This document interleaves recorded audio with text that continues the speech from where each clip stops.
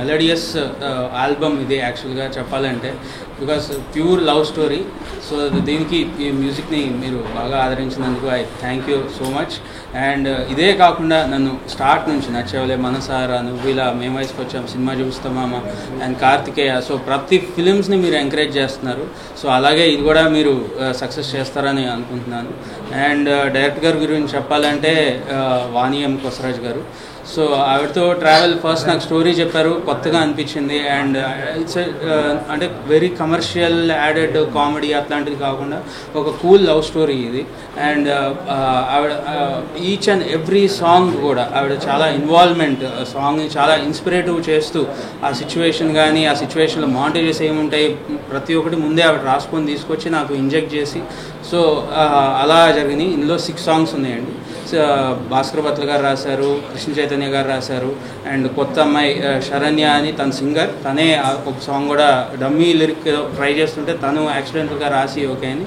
And ఇంకో surprise ఏంటంటే madam కూడా ఇంకో సాంగ్ రాశారు, సాడ్ సాంగ్ అది. సో హెవీ ప్యాథోస్ సాంగ్ అనమాట అది. మేడం గారికి ఏంటంటే మెయిన్గా సిచ్యువేషన్ తెలుసు కాబట్టి ఎన్ని అనుకున్నా కూడా కాదు అనేసి మేడం గారు రాయడం జరిగింది. సో ఓవరాల్ సింగర్స్ మనకి Krishna Chaitanya, Lipsika and Dinakar, so and స్ఫూర్తి అనే ఒక అమ్మాయి, మన జితేంద్ర గారు, డైరెక్టర్ జితేంద్ర గారు అలా అమ్మాయి, తను 10th క్లాస్ చదువుతుంది. తను ఒక ఫాస్ట్ నెంబర్ ఫోక్ సాంగ్ పాడింది. So and each and every song కూడా దీంట్లో చాలా ఇంపార్టెంట్ సిచ్యువేషన్ ప్లే అవుతుందండి సినిమాలో.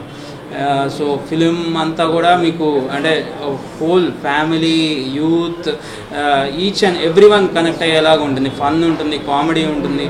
So all this songs credits కానీ ఈచ్ అండ్ ఎవ్రీథింగ్ క్రెడిట్స్ డెఫినెట్గా డైరెక్టర్ గారిదండి దీని వరకు. బికాస్ అంత అంటే ఎలా చెప్పాలంటే ఒక సాంగ్ చేసుకున్న తర్వాత కాదండి దీంట్లో ఇది ఏమన్నా ఉంటే బాగుంటుంది, ఇది ఏమన్నా ఉంటే బాగుంటుంది అని.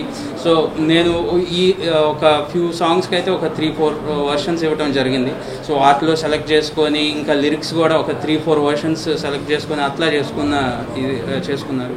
So hope everyone like the songs and film కూడా త్వరలో రిలీజ్ అవుతుంది. So hope you all like the film and ఫిలింని సక్సెస్ చేస్తారని అనుకుంటున్నాను. Thank you so much. ఆయన తన ఇన్వాల్వ్మెంట్ 100% ఈ ఆల్బమ్కి ఇచ్చారండి. ఎందుకంటే ఆయన already is a very talented music director అని మీకు చాలాసార్లు ప్రూవ్ అయింది. ఎస్పెషలీ బీజిఎంకి ఆయన చాలా ఫేమస్. ఇప్పటివరకు ఇచ్చిన అన్ని ఆల్బమ్స్ అన్నీ బాగున్నాయి. మన దానికి మరల తెలిపిన ప్రియాకి ఇంకాస్త నేను అంటే మూవీకి యాప్ట్గా ఉండే లిరిక్ కానీ సిచ్యువేషన్స్ కానీ దానికి తగ్గట్టుగా కంపోజ్ చేయమనేసి ఆయన్ని ఇంకొంచెం ఎక్కువ ఇది చేసి ఆయన దగ్గర మళ్ళీ మళ్ళీ చేయించి మళ్ళీనే సాటిస్ఫై అయ్యే వరకు ఆయన చాలా ఓపిక్గా చాలా ఓపిక్గా తీరిగ్గా చేసిచ్చారు. కాబట్టి ఈ ఆల్బమ్ ఇంత బాగా వచ్చిందని అనుకుంటున్నాను.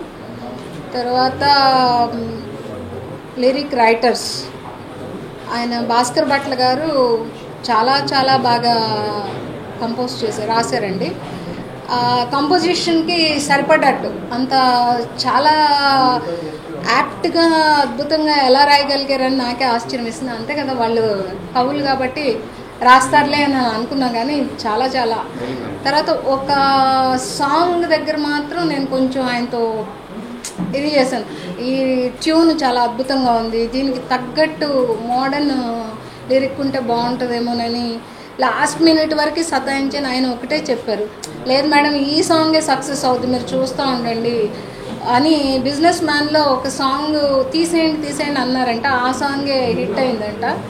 సో ఆ ఎగ్జాంపుల్ చెప్పారు. అది నేను గోవా వెళ్తా దారిలో కూడా కాదండి, ఆయన ఆ రోజే దుబాయ్ నుంచి వచ్చారనమాట. శేఖర్ గారి దగ్గరికి వెళ్ళి మళ్ళీ ఒకసారి ట్రై చేయండి అని అంటే అప్పటికప్పుడు కూర్చుని ఆయన రాయటానికి ట్రై చేశారు కానీ నాకు రావట్లేదండి, ఇది యాక్చువల్గా నేను తీసింది కరెక్టే, రాసింది కరెక్టే అనుకున్నానని చెప్పారు. అయితే నేను చాలా అసంతృప్తిగానే ఆ సాంగ్ని నేను యాక్సెప్ట్ చేశాను అనమాట, ఆ లిరిక్ని. కానీ అది అన్నిటికన్నా ఎక్కువ హిట్ అయింది. మీరు గెస్ట్ చేసి ఉండే ఏదో ఇదిగా ఉంది సాంగ్ని. అలా ఆయన ఒకటే అన్నారు, మీరు మేడం మీరు ఫీల్ అవ్వకండి, నాకు మనుషులు కూడా important, at the same time నేను చేసిన వర్క్ కూడా నాకు చాలా ఇంపార్టెంట్, అది చాలా బాగుందని నేను మనస్ఫూర్తిగా నమ్ముతున్నాను. కాబట్టి మీరు కూడా నమ్మండి మేడం దయచేసి అని నన్ను రిక్వెస్ట్ చేశారు. ఇక నేను ఏమనలేక లాస్ట్ మినిట్ అది షూట్ కాసేపట్లో ఉంది, ఏమనాలి ఇంకేమనలేక సర్లేండి ఏదో ఒకటి అవుద్దిలే అనుకున్నా. బిజినెస్ మ్యాన్ సాంగ్ సార్ వస్తారా ఆ సాంగ్ ఉంది కదా, ఆ సాంగ్ లాగా ఇది హిట్ అవుద్ది చూడండి అన్నారు. ఆయన చెప్పింది కరెక్టే. ఈ సాంగ్ని ఎక్కువగా లైక్ చేశారు నాకు తెలిసి చాలామంది. దీని మీద మంచి రివ్యూస్ కూడా వచ్చినాయి టీజర్ రిలీజ్ చేసినప్పుడు. So what I feel is music director as well as the lyric writers దీన్ని చాలా ఇన్వాల్వ్ అయిపోయేసేసి చాలా ప్రేమగా తీర్చిదిద్దుకున్నారండి. శరణ్య అనే అమ్మాయి చాలా తన స్వీట్ వాయిస్తో పాటు మంచి చక్కటి ఒక రొమాంటిక్ లిరిక్ ఇచ్చిన అంత చిన్న ఏజ్లో. She is really talented.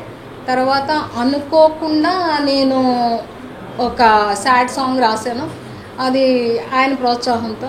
నేను సొంతంగా ఏం లేదు, ఊరికే రాస్తుంటే ఓకే ఇలా దీన్ని ఇలా చేయొచ్చు అని ఆ మీటర్స్ అవన్నీ చెప్పుకుంటూ చేస్తే ఆ విధంగా నేను రాశాను అనమాట. సో మేబీ నా ఫస్ట్ సాంగ్ అనమాట నేను రాసిన lyric. So sad song pathos నేను రాసింది అనమాట. ఇంకా నిజంగా శేఖర్ చంద్ర గారు కాబట్టే నేను ఇచ్చిన అంత ఒత్తిడిని తట్టుకున్నారేమో అనుకుంటున్నా. I'm very very thankful to you sir. It's my pleasure. మీతో వర్క్ చేయడం నేను చాలా ఇట్స్ ఎ హ్యాపీ ఎక్స్పీరియన్స్. కానీ I got a very good love story. అది ఎట్లా అంటే ఈ ఆధునిక కాలంలో అమ్మాయిలు అబ్బాయిలు వాళ్ళకి దొరుకుతున్న స్వేచ్ఛని ఎలా వాడుకుంటున్నారు, ఈ లవ్ అనేది వాళ్ళు ఎలా ట్రీట్ చేస్తున్నారు, లవ్ అనేదాన్ని ముఖ్యంగా అమ్మాయిల పాయింట్ ఆఫ్ వ్యూలో చూస్తే చాలా చాలా తేలిగ్గా తీసుకుంటున్నారు అనేసి నాకు తెలిసినంత మటుకు. అబ్బాయిలు సాధారణంగా పాత రోజుల్లో అమ్మాయిల్ని చీట్ చేస్తూ ఉండేవాళ్ళు. ఇప్పుడు ఏంటంటే రివర్స్లో జరుగుతుంది. అబ్బాయిలు దేవదాసులు అయిపోయి తిరుగుతున్నారు, అమ్మాయిలు హ్యాపీగా వాళ్ళకి నచ్చిన అబ్బాయిలతో ఫ్రెండ్షిప్ చేసి. నేను లేడీనే, కానీ లేడీ గురించి ఎందుకు చెప్తున్నానంటే ట్రెండ్ బాగాలేదండి. ఎందుకంటే స్వేచ్ఛ అనేది మంచిదే, కానీ విచ్చలవిడితనం మాత్రం మంచిది కాదని నా ఉద్దేశం. ఏ మనుషులైనా సరే స్వేచ్ఛని సద్వినియోగం చేసుకోవాలి. ఆ తల్లిదండ్రులు ఇచ్చిన స్వేచ్ఛని లేకపోతే సొసైటీ ఇస్తున్న స్వేచ్ఛని స్త్రీలు కానీ పురుషులు కానీ దుర్వినియోగం చేసుకోకూడదండి. చేసుకోకూడదనే ఒక అంతర్లీనమైన మెసేజ్ నేను సినిమాలో పెట్టాను, కానీ అది ఆబ్వియస్గా ఉండదు.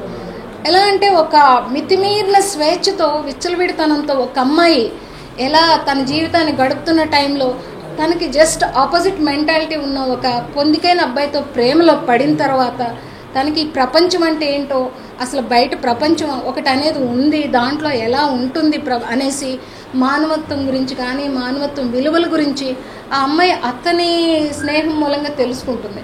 కానీ అనుకోకుండా కొన్ని పరిస్థితుల్లో వాళ్ళు విడిపోతే మళ్ళీ ఆ ప్రేమ కోసం ఆ అమ్మాయి ఏం చేసింది. రెగ్యులర్గా అమ్మాయిలందరూ ఒకరిని డంప్ చేసి ఇద్దరు ముగ్గురిని డంప్ చేసి తర్వాత వెళ్ళేసేసి ఎవరితోనో పెళ్లి చేసేసుకుని సెటిల్ అయిపోతున్నారు ఈ రోజుల్లో. అదేదో స్వేచ్ఛకి చిహ్నంగా అలా భావిస్తున్నారు. నేనైతే కరెక్ట్ అనుకోను. అమ్మాయిలన్నా అబ్బాయిలన్నా ప్రేమని పవిత్రంగానే భావించాలి.